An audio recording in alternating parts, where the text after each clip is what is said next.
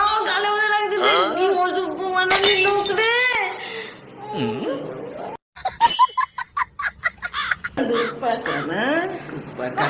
স্নান করা এই বেশি কথা বলবে না। পায়ের মধ্যে দুনিয়ার ফ্যান ফ্যান লাগাই আছে নকশা। আবার কথা বলে ক্যামেরার কথা